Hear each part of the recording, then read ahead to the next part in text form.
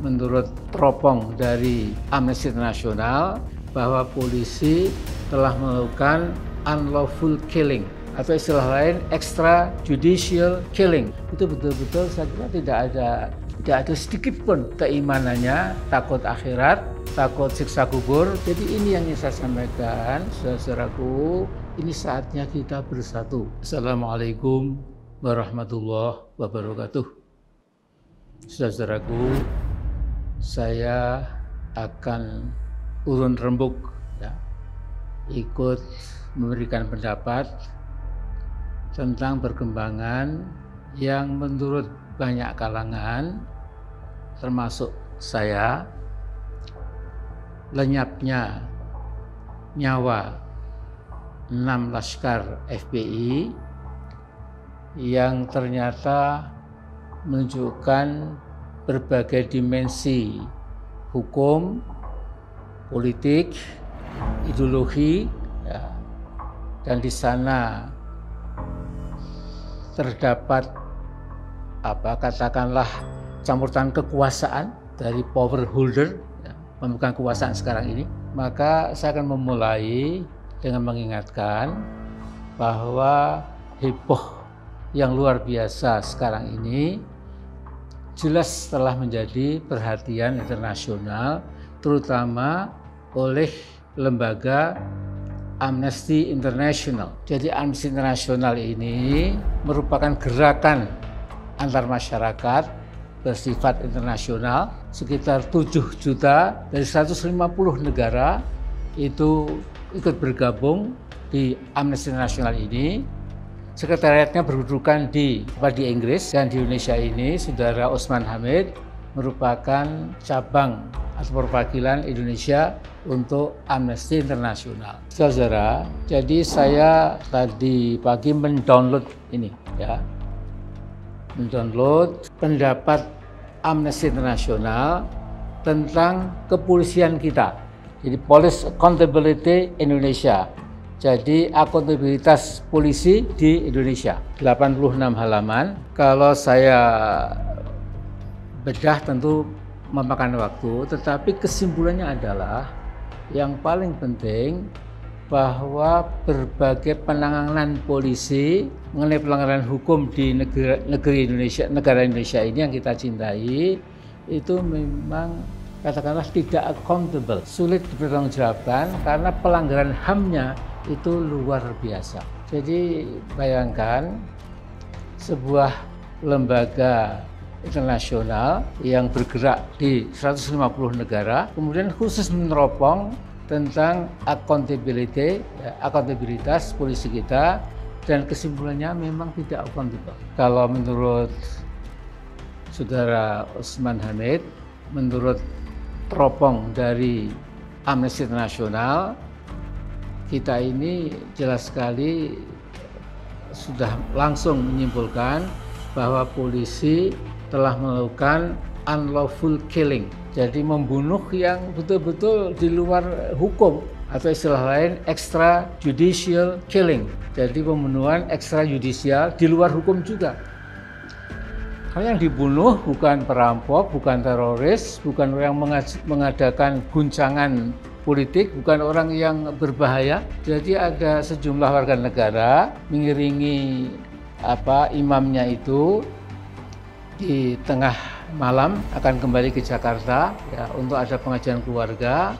Tiba-tiba terjadi sesuatu yang menurut Habib Rizik sendiri sesungguhnya pembantaian yang luar biasa. Nanti akan kita lihat bagaimana pengadilan yang harus transparan dan harus mendatangkan berbagai lembaga-lembaga luar negeri supaya yang sekali ini jangan salah lagi. Saudara sekalian, di Amerika itu ada istilah good cops, bad cops, polisi baik, polisi buruk. Jadi polisi di Minneapolis yang menginjak kepalanya George Floyd yang anak kesalahan kecil sampai meninggal dunia, saya kira itu bad cop. Saudara sekalian, nanti akan kita lihat bagaimana. Tetapi saudara sekalian, ketika saya melihat betapa brutalnya, betapa barbariknya betapa bengis dan kejamnya itu, saya jadi ingat kata-kata Allah dalam surat Al-Baqarah 254, yaitu wal kafiruna humuz zalimun. Jadi polisi 6 orang yang memberondong atau saya tidak tahu menganiaya apapun istilahnya nanti akan kelihatan, itu betul-betul saya kira tidak ada sedikit pun keimanannya, takut akhirat, takut siksa kubur. Saudara sekalian, karena itu saya mengusulkan pada siapa? Tentu pada Pak Jokowi, bukan pada orang lain. Jadi Pak Jokowi, saya ingat waktu Pak Novel Baswedan pulang dari masjid disiram air keras sehingga mengakibatkan dua-dua penglihatannya itu cacat, yang satu total, yang satu juga saya kira tidak begitu bagus. Kemudian polisi itu pura-pura mencari siapa pelakunya. Pura-pura, nanti akan saya katakan mengapa pura-pura. Terus sekalian, kemudian bayangkan berkali-kali ya, LSM, intelektual, wartawan, tapi juga sebagian penggiat agama itu minta Pak Jokowi tolong dibuat TGPF, tim gabungan pencari fakta yang independen, sehingga nanti insya Allah akan kelihatan sebenarnya siapa dalangnya, bahkan ya, kemudian apa resiko hukum yang harus mereka hadapi. Tapi berkali-kali setiap kali ada usulan Pak Jokowi dalam wewenang Anda untuk membuat TGPF, itu tidak ada sikap yang responsif, didiamkan. Nah, setelah hampir 1,5 tahun tidak terjadi apa-apa, kemudian karena desakan dari medsos terutama, akhirnya dia memanggil Pak Tito Karnavian. Waktu itu kita berdebar-debar, waduh ini mungkin barangkali akan ada tim gabungan mencari fakta yang objektif dan independen. Ternyata oleh Pak Jokowi, saya masih percaya kepada polisi kita, maka boleh TGPF, tapi ketuanya adalah Pak Kapolri sendiri, Pak Tito sendiri. Kita tahu hasilnya 2,5 tahun, masanya bertele-tele, kemudian disidangkan, akhirnya pelakunya dikenakan hukuman 1 tahun yang sangat enteng ya dibanding dengan kekejamannya itu. Nah sekarang ini Pak Jokowi, supaya Anda pulih martabat sebagai pemimpin nomor 1 di negeri ini, desakan TGPF independen itu mohon secepat mungkin dilaksanakan. Karena TGPF ini Pak Jokowi itu akan hadir nanti. Dia mendapatkan segala fakta yang objektif. Nanti ketika disidangkan, yaitu antara versi FPI dan versi polisi, ini akan penting sekali untuk menunjukkan data-data objektif sehingga tidak ada kebohongan, tidak ada hoax, tidak ada fitnah, tidak ada penggelapan fakta atau data itu. Jadi please Pak Jokowi, ini biasa, TGPF itu biasa. Dulu waktu ada huru-hara reformasi, itu juga ada TGPF, ada 28 orang kalau tidak salah, ada politisi, ada ulama, ada tokoh-tokoh Islam, non-Muslim dan lain-lain, sehingga jadi clear karena ini objektif. Nah kalau kemudian nanti itu ya TGPF tapi ketuanya Pak Kapolri, itu namanya jeruk melindungi jeruk, bukan jeruk makan jeruk, tapi jeruk gede melindungi jeruk kecil. Tolong ini usulan saya. Dan yang kedua, juga sangat mudah bagi Anda Pak Jokowi untuk membentuk tim forensik independen. Nanti para ahli forensik dari dalam luar negeri bisa diminta manfaatnya, diminta keahliannya, bagaimana sesungguhnya keadaan pembantian itu atau penembakan itu. Ya, jadi saya sudah membaca, saya sudah mendengar ya, tadi pagi itu bagaimana Pak Habib ya, jelas sekali Pak Habib mengatakan ini rencana Allah. Andai kata jam 1 siang tidak ada berita di Detik.com dan di Tempo.com bahwa ada pembantaian 6 laskar itu, kata Pak Habib, mungkin nggak akan tahu di mana anak buahnya itu. Subhanallah, luar biasa ya, rencana dari langit itu. Nah kemudian saya juga mengajak ormas-ormas Islam, tokoh-tokoh Islam, ulama-ulama Islam yang sekali ini tidak boleh lewat begitu saja. Jadi saya juga sudah membaca atau melihat tadi Pak Habib resmi jadi tersangka, luar biasa, langsung tersangka, langsung terdakwa, barangkali nanti kemudian langsung, saya nggak wallahu alam, saya nggak tahu. Tapi saya juga ingin menyampaikan hati-hati Pak Kapolri, ya.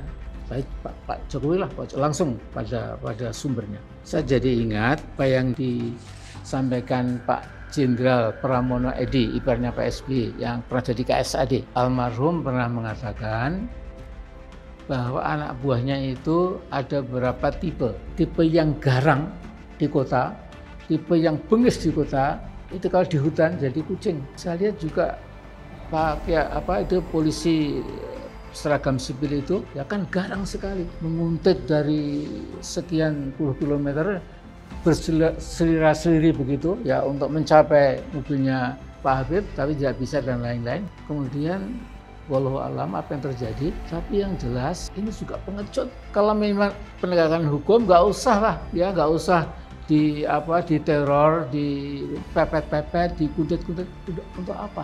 Jadi saya lebih daripada yakin bahwa ini sudah frame, sudah ada senarionya. Tetapi senario manusia sehebat apapun tidak ada apa-apanya dengan senario dari langit. Jadi ini yang ingin saya sampaikan, saudaraku, para tokoh Islam, tokoh ormas Islam, tokoh kelompok-kelompok Islam dari berbagai penjuru tanah air, para ulama, saudaraku, saya juga aktivis dan lain-lain, intelektualnya, ini saatnya kita bersatu. Kalau seorang Habib saja bisa diperlakukan seperti itu, nanti Anda lebih enteng lagi, itu gampang. Jadi Anda jangan pernah mengatakan, sekarang saya ingin menjilat, saya menjadi al-ulama al-mutamalliqun, menjadi ulama penjilat kekuasaan, pasti aman. Belum tentu, karena yang penjilat pun akhirnya juga akan dibabat, dibersihkan juga. Jadi ini saya mengekspresikan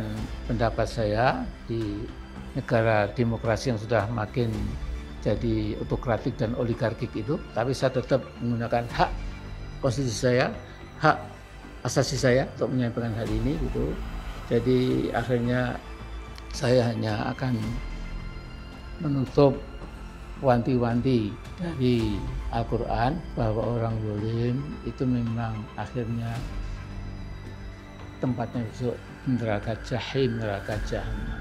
Jadi kita orang beriman itu hidup tidak hanya sekian puluh tahun di dunia ini yang fana ini. Jadi mari kita tunjukkan persatuan kita, tunjukkan wahdah kita, etihad kita, wahdatul ummah kita, agar supaya kemudian orang-orang yang suka kepada agama Allah, juga kepada umat Islam, itu berpikir 2-3 kali untuk kemudian menginjak-injak kita. Karena saya juga betul-betul tersinggung sama seorang, katanya pengamat kepolisian, saya lupa namanya, dia mengatakan sesungguhnya gampang sekali. Jadi berapa puluh ribu, berapa ratus ribu pun yang demo menuntut keadilan dari kalangan Islam itu tinggal disiapkan kapal-kapal angkatan laut, kemudian dibuang ke pulau-pulau terpencil, selesai. Ini luar biasa, congkaknya itu luar biasa. Ya Allah, ada manusia begitu congkak, seolah yang punya negeri hanya dia saja. Jadi betul-betul saudara-saudaraku, kita perhatikan, saya ulangi lagi, Pak Jokowi bentuk TGPF, kemudian kedua bentuk tim forensik independen, dan nanti ketika ada sidang dimulai, tolong itu Amnesty International juga didatangkan, tapi juga berbagai pengamat-pengamat luar negeri yang ingin sekali mengetahui apa yang terjadi di negeri Muslim terbesar di muka bumi, sehingga pantauan, perhatian dari dunia juga sangat besar. Jadi akan kita lihat nanti bagaimana. Dan akhirnya, Assalamualaikum warahmatullahi wabarakatuh.